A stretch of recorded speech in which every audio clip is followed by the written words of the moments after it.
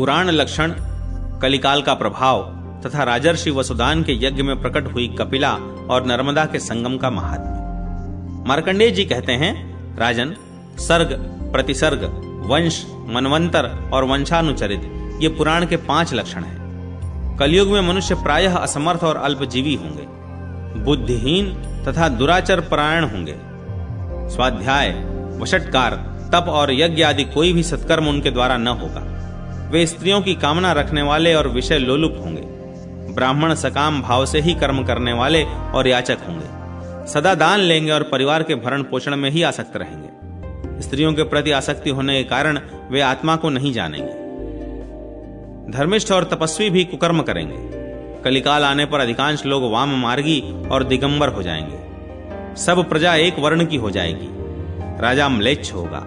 हीन युग आने पर जब भगवान विष्णु का बौद्धावतार होगा, तब मनुष्य अल्पायु, अल्प वीर्य तथा अल्प पराक्रमी होंगे। नाना प्रकार के देशव्यापी उपद्रव होते रहेंगे। चांडालों के वंश में उत्पन्न ब्राह्मण वेदों को पढ़ावेंगे, दूसरों को वेद का उपदेश करेंगे और अपने वेद बेचेंगे। धन पाने के लोभ से राजाओं के दरबार में जाएंगे। अग्निहोत्र और कन्याओं का विक्रय करेंगे। कलयुग के वेद पाठी ब्रह्मचर्य व्रत से रहित होंगे। 10-12 वर्षों की बालिका भी गर्भ धारण करेगी। स्त्री अपने पति का और पुत्र अपने माता पिता का आदर नहीं करेंगे। बहू सास की और पुत्री माता की बात नहीं मानेगी। ये सब बातें यहां संक्षेप से बताई गई हैं। युधिष्ठिर, एक दिव्य कथा श्रवण करो जो सब पापों का नाश करने वाली है। पूर्व काल में वसुदान नाम वाले एक चक्रवर्ती राजर्षि थे। उनकी राजधानी अयोध्या थी। उनके राज्य में कोई दीन, दुखी अथवा दरिद्र नहीं होता था। प्रत्येक गाय स्वयं ही इच्छानुसार दुग्ध देने वाली और पृथ्वी हरी भरी खेती से सुशोभित थी। एक समय राजर्षि वसुदान वेद के पारंगत ब्राह्मण ऋत्विजों के साथ यज्ञ की सब सामग्री का संग्रह करके अमरेश्वर तीर्थ में गए। वहां उनका यज्ञ प्रारंभ हुआ और निर्विघ्न समाप्त भी हो गया। अवभृत के जल से वहां की स्वर्ण निर्मित समूची पृथ्वी भीग गई। उस यज्ञ में ब्रह्मा, विष्णु और शिव का एक साथ ही पूजन किया गया और वहां होम से दूध और घी की पृथक पृथक धाराएं बह निकली। गोमूत्र की भी एक धारा बहने लगी और वेदों के पारंगत विद्वान ऋषि मुनियों ने देवताओं को जो स्नान कराया था, उस जल की भी एक धारा बह चली। इन सब धाराओं के आपस में मिल जाने पर ब्रह्मर्षियों और देवताओं ने देखा एक नदी बह रही है। वह नदी कपिला नाम से प्रसिद्ध हुई। कपिला और नर्मदा का जहां संगम है, वहां रुद्रावर्त तीर्थ बताया गया है। तदनंतर दक्षिणाओं द्वारा सब ब्राह्मणों का भली भांति सत्कार किया गया। उन्हें नाना प्रकार के वस्त्राभूषणों से विभूषित करके हाथी, घोड़े और रथ पर बिठाया गया। देवताओं को भी ऐसा ही सत्कार प्राप्त हुआ।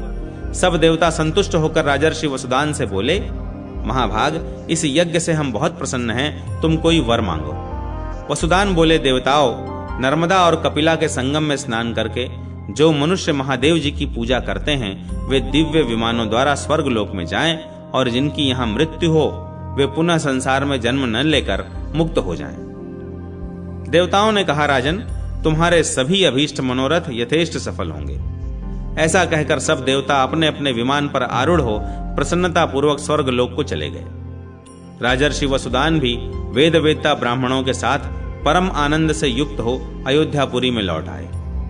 उस तीर्थ के प्रभाव से अंतःपुर एवं परिवार सहित उन्होंने प्रचुर भोगों का उपभोग किया और अंत में वे भगवान शिव के परम धाम में गए। युधिष्ठिर, इस प्रकार नर्मदा और कपिला के संगम का वृत्तांत बताया गया। इसके श्रवण और कीर्तन से मनुष्य को संसार बंधन से छुटकारा मिल जाता है।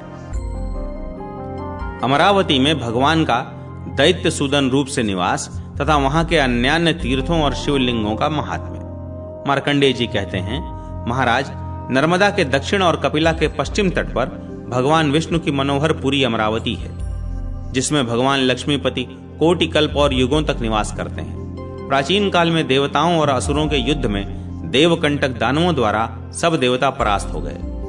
उस समय दानवों के अत्याचार से पीड़ित होकर पृथ्वी देवी और ब्रह्मा आदि देवता क्षीर सागर में शयन करने वाले भगवान विष्णु की शरण में गए और उन्हें प्रणाम करके इस प्रकार उनकी स्तुति करने लगे। दैत्यों का अंत करने वाले जनार्दन, देव जगन्नाथ, आपकी जय हो। वेदों के मूल स्थान जगदीश्वर, हम आपकी शरण में आए हैं, आप हमारी रक्षा करें। इस स्तोत्र को सुनकर भगवान विष्णु ने कहा, ब्रह्मन, भूलोक में जो जो दुर्घर्ष दानव हैं उन सबका मैं शीघ्र ही नाश करूंगा। ऐसा कहकर भगवान विष्णु देवताओं के साथ आए और संपूर्ण लोकों के हित के लिए अपने सुदर्शन चक्र से दैत्यों के मस्तक काटने लगे। तब समस्त दानव भगवान विष्णु के भय से थर्रा उठे और पृथ्वी छोड़कर रसातल में भाग गए। तदनंतर पुनः ब्राह्मण, देवता और तपस्वी जनों के यज्ञ पूर्ववत होने लगे। युधिष्ठिर उस पुरी अमरावती में भगवान विष्णु दैत्य सूदन के नाम से प्रतिष्ठित हुए। जो मनुष्य वहां प्राण त्याग करता है वह विमान के द्वारा विष्णु लोक में सम्मानित होता है। कपिला के पश्चिम में नील गंगा का आगमन हुआ है। उसमें स्नान करके मनुष्य कोटि तीर्थ के सेवन का फल पाता है। सुदर्शन, दैत्य सूदन, विष्णावर्त, शिवावर्त और लक्ष्म्यार वर्त, इन तीर्थों में जो दान दिया जाता है उसका पुण्य असंख्य होता है। वहां श्री विष्णु को प्रसन्न करके मनुष्य अनंत फल का भागी होता है। श्री विष्णु क्षेत्र का प्रमाण 1 कोस का बताया गया है। उसके भीतर ब्रह्म हत्या का प्रवेश नहीं होता। जो वहां 1 मास तक उपवास तथा अग्निहोत्र करता है, जो स्त्री वहां पातिव्रत्य धर्म का पालन करती है तथा जो मनुष्य स्वाध्याय, यज्ञ, चांद्रायण, पराग तथा पितरों का तिल और जल से तर्पण करते हैं, उनके पितर तृप्त होकर भगवान विष्णु के धाम में विहार करते हैं और उन मनुष्यों को भी अपने सत्कर्मों का उत्तम फल प्राप्त होता है। जो 1 रात्र, त्रिरात्र, कृच्छु, शांतपन, अतिकृच्छु, पूर्ण कृच्छु तथा अन्यान्य वैष्णव व्रत करता है और जो दोनों पक्षों की एकादशी को भोजन नहीं करता है, वह इन व्रतों के द्वारा भगवान विष्णु के लोक में पूजित होता है। चांडाल, स्वपच अथवा पशु पक्षी की योनि में पड़ा हुआ प्राणी भी यदि इस तीर्थ में अपने प्राणों का त्याग करता है तो वह भगवान विष्णु के लोक में जाता है। इस तीर्थ में मासोपवास व्रत करने वाले पुरुषों तथा पतिव्रता स्त्रियों को देखकर धर्मराज स्वयं ही वहां जा उनके लिए अर्घ्य समर्पण करते हैं और उन महात्माओं को वैष्णव लोक का दर्शन कराकर लौट आते हैं। ब्रह्मा जी के मानस पुत्र सप्तर्षियों ने एक समय धर्मराज से पूछा, धर्म, क्या कारण है कि आप यहाँ स्वयं पैदल विचर रहे हैं? इससे हमें बड़ा विस्मय हुआ है। महाभाग, इसका कारण बताइए। यह सुनकर धर्मराज ने हंसते हुए कहा, मुनिवरों, मेरे भयंकर दूत पतिव्रता स्त्रियों, मासोपवासी पुरुषों तथा इन सब के विमानों की उज्जवल दीप्ति की ओर दृष्टिपात करने में असमर्थ हो रहे हैं, इसीलिए वे लौट गए हैं। इसीलिए मैं पैदल गया था। मार्कंडेय जी कहते हैं, राजन, अमरावती में अमित तेजस्वी भगवान विष्णु का निवास है। वहां किया हुआ श्री हरि का पूजन कलयुग के दोषों का नाश करने वाला है। नर्मदा के उत्तर तट पर एक अन्य श्रेष्ठ देवता हैं जो ब्रह्मेश्वर के नाम से विख्यात हैं। वे सब पापों का नाश करने वाले हैं। उनके पूजन से पाप राशि नष्ट होती है और पितर तृप्त होकर ब्रह्मलोक को प्राप्त होते हैं। लंकेश्वर से दक्षिण सिद्धलिंग बताया गया है। उसके पूजन और स्पर्श से गणपति पद की प्राप्ति होती है। विश्वेश्वर नामक महालिंग सर्वदेवमय और शुभ है। वैशाख शुक्ला अष्टमी को उसके पूजन से मनुष्य 10,000 शिवलिंगों की पूजा का फल पाता है और भगवान शिव का अनुचर होता है। महाराज, तत्पश्चात नर्मदा नदी के उत्तर तट की यात्रा करें। वहां परम सिद्धिदायक पाप नाशन लिंग है। वहां स्नान, तर्पण और पूजन करने से ब्रह्म हत्या का नाश होता है। इसके बाद सब पापों का नाश करने वाला ऋण मोचन लिंग है। उसके पूजन से अनेक जन्मों का ऋण नष्ट हो जाता है। ऋण मोचन के दर्शन पूर्वक तिल और जल की अंजलि देने से पितर तब तक तृप्त रहते हैं जब तक कि सूर्य, चंद्रमा और ताराओं की स्थिति बनी रहती है।